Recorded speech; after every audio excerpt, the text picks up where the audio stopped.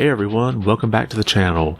So could we see an actual physical release for Sonic Origins?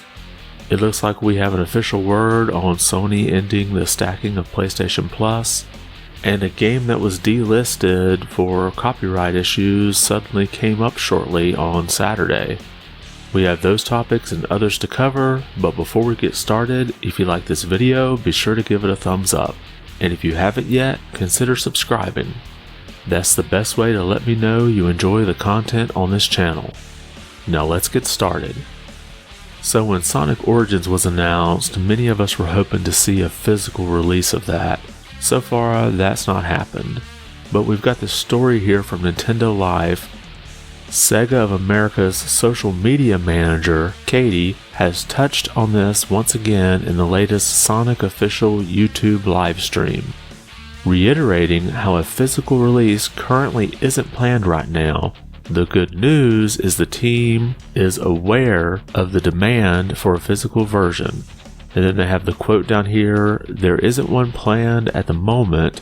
I have seen a lot of comments asking for one, so the team has been made aware of that. There is a want for a physical release." And if you remember when Sonic Mania came out, there was only a digital copy of that one as well, and later they added some DLC to it and released a physical version. So could we possibly see the same strategy here with Sonic Origins? I for one am going to go ahead and buy this in digital form, and if a physical one comes out, I'll probably pick it up for the Switch.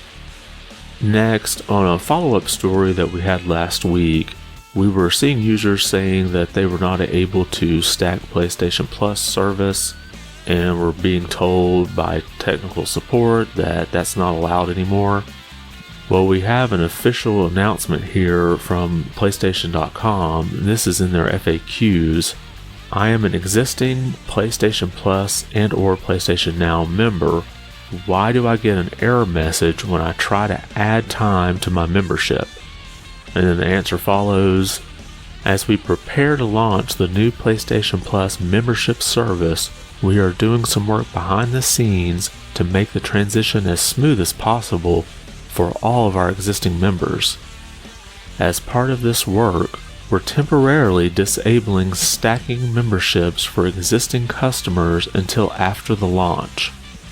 Rest assured that your voucher code is still valid, and you will be able to redeem your code either when your existing membership expires or deactivates, or after the new PlayStation Plus service launches in your area, whichever happens first."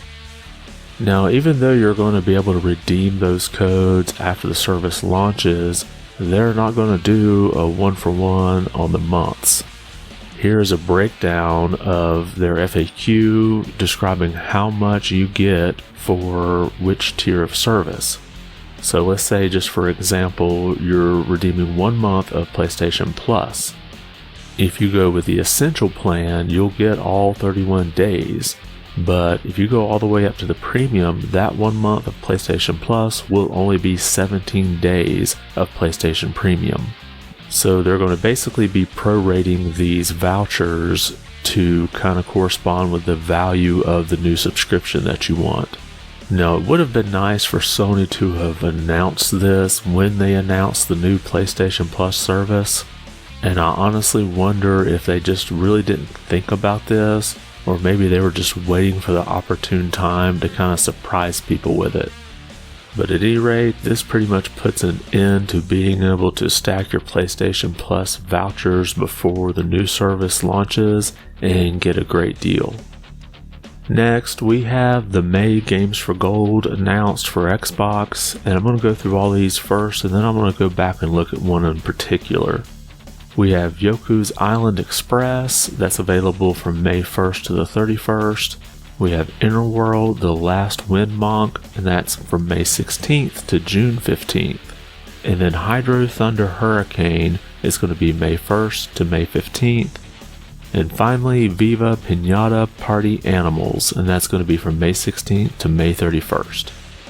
Now, when these games were announced, one of them looked pretty familiar to me, and that was the Hydro Thunder Hurricane. I already had that in my digital subscription, and I I had to go back and look, and yes, this was once Games with Gold back in 2017. Now, I believe we've seen Xbox recycle some titles like this, and it has been 5 years since that game was on Games with Gold. And in all honesty, it's a really great game, so if you don't have it already, I would go ahead and grab it. Even though it's 2 generations ago, it's a whole lot of fun to play. So if you are a more recent subscriber to Game Pass or Games with Gold, go ahead and grab this one. Next, over the weekend, we saw a game come back up for sale that's been delisted for several years. This coming to us from VGC, the original Forza Horizon briefly reappeared for sale 6 years after its removal.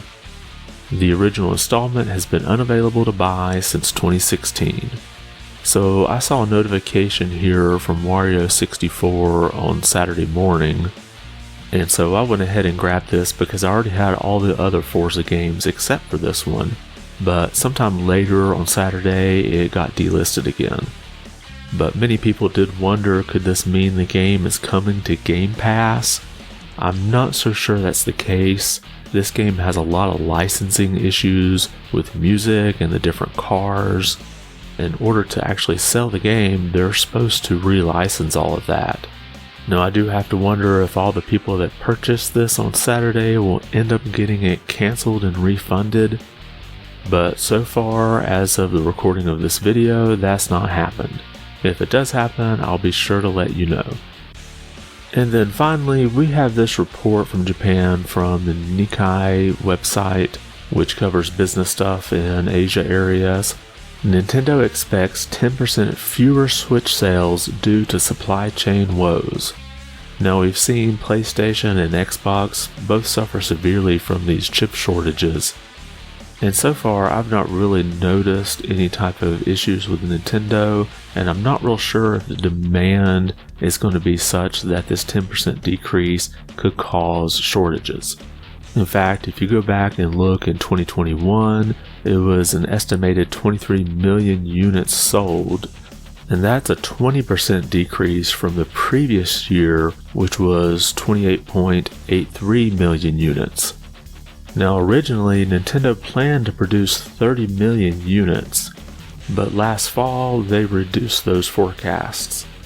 However, it's not all doom and gloom for Nintendo sales. They are expected to sell a lot more in the way of software. Nintendo still has Mario Strikers, Splatoon 3, Fire Emblem Warriors, Pokemon Scarlet and Violet later this year, as well as Xenoblade Chronicles 3 this summer. So I would expect this to be one of the best years in sales for software for Nintendo.